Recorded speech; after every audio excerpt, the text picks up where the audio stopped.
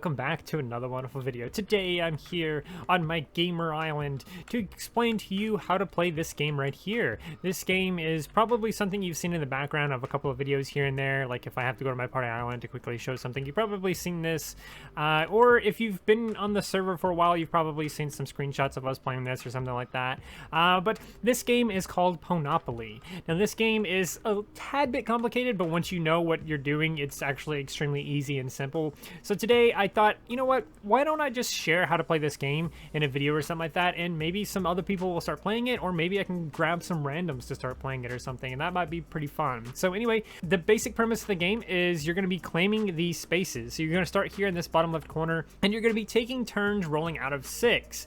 So let's say I roll a 3 or whatever, then I would go 3 spaces over here, and I get to claim this. I get to claim this space here because there is no carpet on there. There's no one that's claimed it already. It's an empty, clean, clear space, which means I get to claim it. So to claim it, you're typically going to use like some kind of tool or something like that to clone a carpet over onto it. So let's say I want to be orange, so I'll clone orange, and I'll be orange for this example or whatever. So once you clone a carpet, you're going to use a crowbar, and you're going to move one of these objects on the middle. In the middle, you're going to move one of those objects onto your claimed space.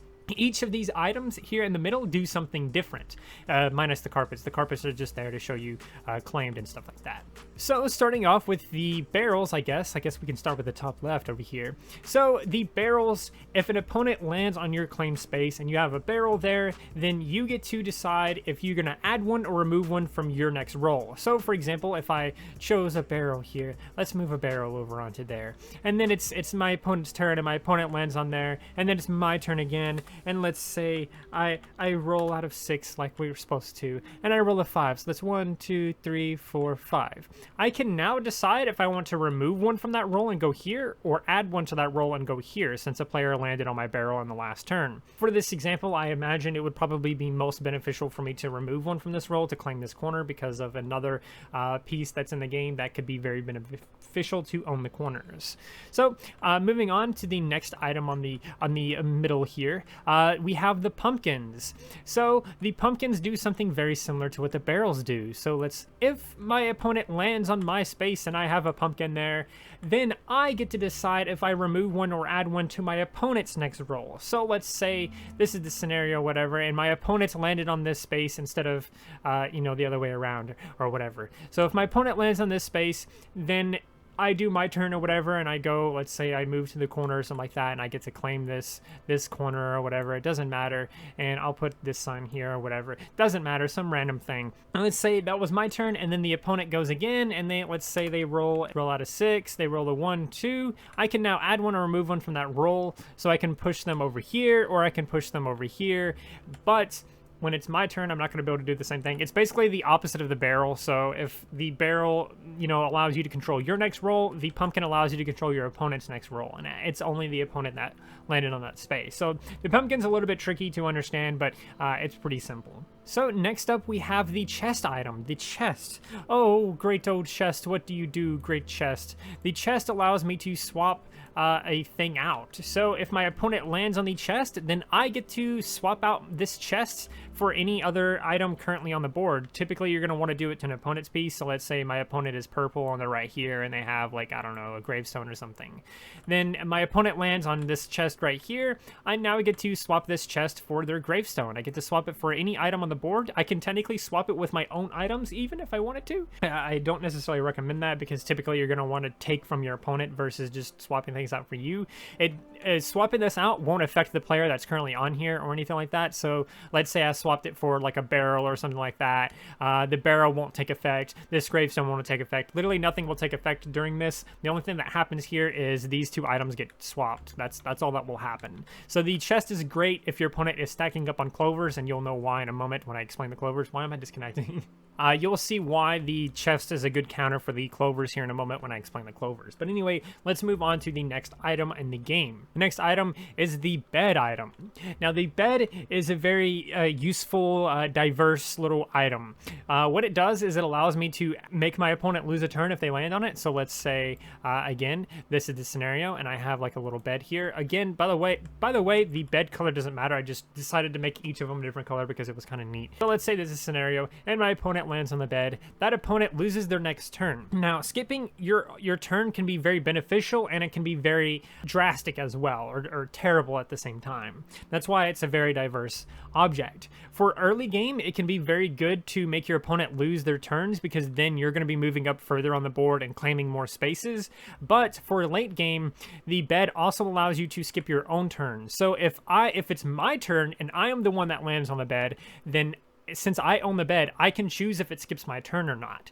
So I can be like, oh, well, I'm not going to skip my turn because it's still a little bit early-ish and I still want to be able to claim more spaces or something like that. So I don't want to skip my turn here.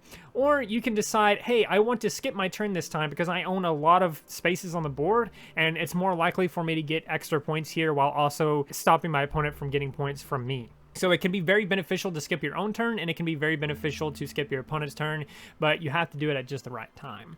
So it's a very diverse little item here, and I think it's a little bit underrated by the people that normally play the game. So moving on, we have the question mark sign. As you probably noticed, I put this down here in the corner, and that's because the corner spaces are great for the question mark signs. Now the question mark sign, if an opponent lands on it, then I get to send that opponent to any corner I choose. So I can send them to the top right corner over here. I can send them to the top left corner over here somewhere, you know, right over here, this top left corner, or even all the way down here in the bottom left corner. I can send them to any of those corners I want to. So this allows you to do certain chains and stuff like that. So let's say I have a question mark sign right here, and then let's say a question mark sign up here in this corner as well. Anyway, so let's say this is a scenario here, and it's my opponent's turn, and they roll or whatever, and they roll perfectly on this. What this will do is I can now send them to any corner I choose. So if I wanted to, I can send them to the bottom right corner.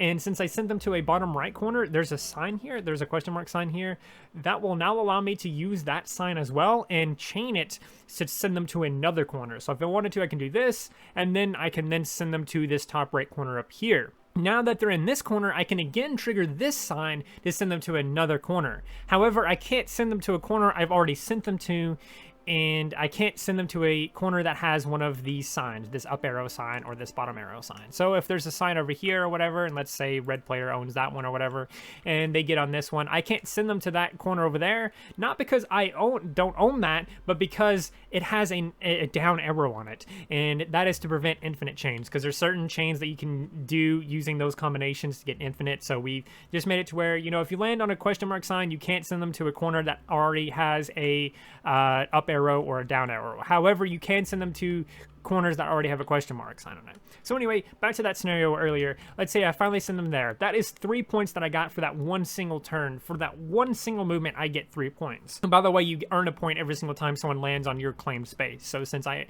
owned those spaces, I get those points. So now that that player has been sent to this corner, I can send them to another corner, or I can just choose to just leave them there since it's a question mark sign, and you always have that option to, you know, send them to a corner or not. In this exact scenario, the only place I would be able to send them to, since I've already sent them to the bottom right corner and there's a sign up there, I would have to send them there. Since I sent the opponent to a space that is not already owned, that opponent gets to claim that space. So they can now claim the space. They'll put their carpet there or whatever, and then they'll move an object on there. Let's say they move a clover or something like that. They get to do that. Next up on the list of items here is the up arrow. The up arrow is extremely simple. If an opponent lands on an arrow that's pointing up, it will send the opponent 2 spaces forward. This is good for chains and stuff like that. So let's say I have this scenario here, and I have an orange carpet on that, and my opponent lands on this, that will send them 2 spaces forward. What that will do now is that will send them this, which will then send them into the top right, which will give me 3 points, because I create a chain by doing this. Whenever you land on a space, regardless of what's on that space, they can stack and everything like that as well. So let's say this chest item was on this or whatever, and my opponent lands on this. They're going to go through with the whole chain. They're going to go through and go ahead and go 2 spaces, and then they're going to move up here or whatever. But now that they've landed on a place that had a chest item on it, I get to swap that chest with something. So let's say I want to swap it with the clover, because again, that is a good thing to swap them with. So you can stack things. Again, if this is the same scenario again, if there's a clover there and an up arrow sign, you do both. You can do both. However, if you have 2 arrow signs on there like this or whatever, you're only going to count 1 arrow sign. The only reason why you're able to stack 2 arrows like this is to prevent your opponent from, you know, harboring all of them or holding all of them or whatever. So if your opponent has like a bunch of chains and stuff like that, like what I have right here where it sends them up 2 spaces and then sends them to the corner and then sends them somewhere else, that's really bad for the opponent. So if the opponent wants to, they can use the clovers or the little chest item over here and move those around and stuff.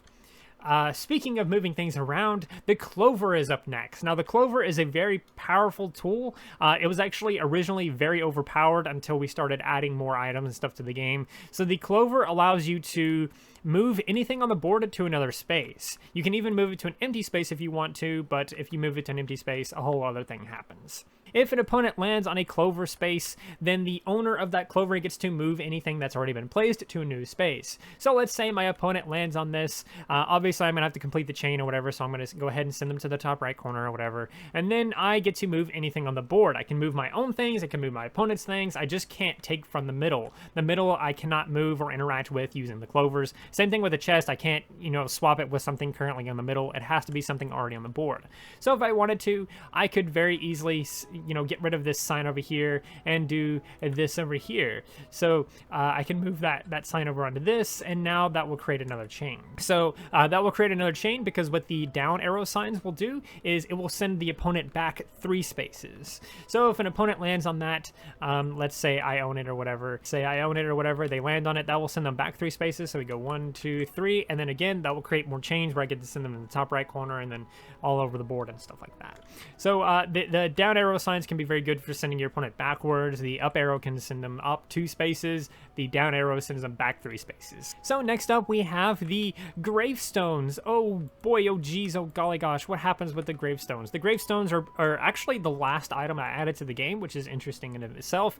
But essentially, if an opponent lands on there, then the owner of that gravestone can remove a point from any player currently in the game. So let's say the opponent landed on there and the opponent that landed on it only has 1 point. Meanwhile, the opponent that I'm going against has like 5 points or something like that, then I'm obviously going to want to remove it from that player. So I'll remove it from that player, and then of course you will also get a point because they landed on one of your claimed spaces. So it's a little bit like stealing points. So now moving on to the final item is the fruit box. Now the fruit box does not get very much love in this game, and I'm not 100% sure why. Probably because it's almost a very niche kind of thing, and it's a very defensive type of thing. But what the fruit box does is it allows you to become invincible during your next turn. So let's say this is my scenario here or whatever like that. So let's say this is my scenario, whatever, and it's my turn, it is my personal turn, and I land on purple space. That means purple is immune during their next turn. So let's say it's now purple's turn, and they're like over here or something like that, and they're over here. So, oh god, I'm teleporting. So let's say it's purple's turn, and I just now landed on their fruit box, so they're going to be immune during this turn only. They're going to be immune to this turn only. So let's say they roll a 1 or whatever, and they roll a 1, they go here. I don't get any of the benefits from that other than the fact that they're on my space, so I earn a point. So since I own this space, I get a point, but since that opponent had immunity, they're not going to be triggered by the clover, and they're not going to trigger the question mark sign. So all that will happen is purple landed on orange's space, so orange will get a point. Purple had immunity, so orange isn't going to be allowed to use the clover or the sign for that specific scenario. So that works for anything. You're immune to literally everything. There is a rule that we've been kind of experimenting with. I'm not 100% sure if I want to keep it for like the final game or whatever, but there is there's red spaces and there is green spaces and then there is blue spaces. Let's get the blue space on there and then the green space. What the red space does is the player that landed on it will lose 1 point. So if you land on it or whatever, you lose a point. However, if you had immunity, then you won't lose that point. Blue does absolutely nothing. It's just a safe space. That's literally all it does. Typically when we do these like colored things like this, typically we add 2 red ones, 1 blue one, and 1 green one. That's normally how we do it. Again, feel free to experiment with that and do whatever you want with that. It's kind of fun though to add that little extra spice there. Anyway, finally, the green carpet will actually reward you 1 point just for being there. You can't claim any of these spaces, by the way. If I land on green, I can't claim green. If I land on blue, I can't claim blue. And if I land on red, I can't claim red. I can't claim those. those. They're unclaimable. They're just there to affect the game in different, unique, interesting ways. The board is 28 spaces total, so there's 28 spaces here. I don't know if you were trying to count it earlier or not, but if you were, then there you go. It's 28 spaces exactly. So if you want to add these green, blue, reds, or whatever like that, you can strategically place them or whatever by whoever is the leader of the game or whatever. You can do that or whatever. But typically what we do is we typically just roll out of 28, and then we count that many spaces and we place one there. So let's say we roll out of 28, that's 16, so that's probably somewhere up here. I don't actually know. I'm not going to sit here and count that real quick. But yeah, so we would place it, would place the red one, then we'll place a blue one, then we'll place a red one, then we'll place a green one. And sometimes we just mix it up and be like, oh, we're going to place 2 red ones, and we're going to place the blue one and the green one. It doesn't really matter on that. But anyway, I think that's all the rules explained, other than some of the niche things here. Depending on how many players you have, the rules can kind of change. So depending on how many players there are, the game kind of changes a little bit. If you have 3 players, then you're going to have infinite claims. Everyone's going to be able to claim as many times as possible until there's no spaces left to claim or there's no items left to pull from. If you have 4 players, then claiming will end for a player if they've made a full rotation and already have 3 claimed spaces. So I can tell you, kind of show you that a little bit. So let's say I'm orange and I own that space and I own that space and I own this space or whatever. I got very unfortunate somehow, and this was somehow my scenario. I have 3 claimed spaces and I haven't made a full rotation yet. But now let's say I roll a 5 or whatever and I go 1, 2, 3, 4, 5. That is a full rotation. This right here does not count as a full rotation. So if I had landed here, I would have been able to claim that. But after that, I would not be able to claim anymore because then I would have made my complete rotation. So this will only happen if you have, 4 or more players. If there's 4 or more players, then claims will expire if you make a full rotation and you've already owned 3 spaces. In addition to that, if you have more than 3 players, you must clone these items until you have enough for each player. So let's say I have 5 players, then I will need 5 beds, 5 signs, 5 clovers, 5 gravestones. So I'll have 5 of everything because there's 5 players. If there's 4 players, then you'll have 4 of everything. If there's like 6 players or 7 players, then you'll have that many of however many players there are. However, it's defaulted to 3, so if you're doing a 2-person game or whatever, then you're always going to have 3 of everything. If you have 3 players, you're going to have 3 of everything. Yeah, I think that pretty much sums everything up. There's only one more real thing to explain. If you have 4 or more players, then the player that goes last will actually roll out of 12 for their first turn. So let's say we're playing with 4 players. First player gets like a 2, the second player gets like a 6 or something like that, and they're all the way up here. And then the third player gets like 5 or something like that. That is very terrible for player, the last player that goes, the 4th player. So the way that we fix this is by giving the player that goes last a 12 buff. So they're going to roll out of 12 instead. So now they can roll something like 7 or 8 or something like that. So 7 or 8 or 9 or 10 or 11 or even 12 or whatever. After that first roll of 12, they're no longer going to roll out of 12, however. So they don't get the 12 roll buffer every single time. They just get it for that one turn to help try and balance things out. That will happen if you have 4 or more players. So if you have 8 players or something like that, you're still going to do it for the last player. So anyway, I think that explains all the rules. Again, this game is called Poneopoly. I hope I explained all the rules well enough. And I hope that, if you have any questions, I'll be able to answer them in the comments or whatever. So if you have questions about the game, go ahead and ask in the comments and I'll try to answer all of them. As well, there's probably an image somewhere up on here. I've been meaning to make a digital image of how this game works somewhere. So if I do have that, then it will be up on screen now and probably earlier in the video as well. So yeah, I hope you enjoyed, and I hope that I can see some of you guys playing Poneopoly and everything like that.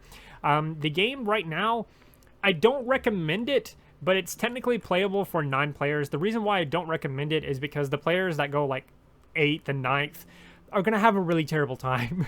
Like they're probably not going to get to claim anything. So I would recommend keeping it around 6 players. Try not to go to 7 or 9 or something like that. If you do, the game will still work and it will still be fun and enjoyable, but I don't think it really is suitable for 9 players, even though there's 9 colored carpets here. So I would recommend sticking to like 6 players or something like that and kind of keeping it a little bit low. But anyway, that's the game. If you can play to any amount of points you want to, typically we play out of 10 points. first one to 10 points wins. You can do this at 5 points or freaking 20 points if you want to. However many points you want to roll to or go to or whatever, that's fine. And you earn points by, you know, an opponent landing on your space. So anyway, that is all the rules. That's the game. And that is Poneopoly. I hope you enjoyed. And if you did, please do like, subscribe, and share, and do all of those wonderful things. Because when you do those wonderful things, you get access to wonderful content such as this. But that's not all you get. That's not all you get.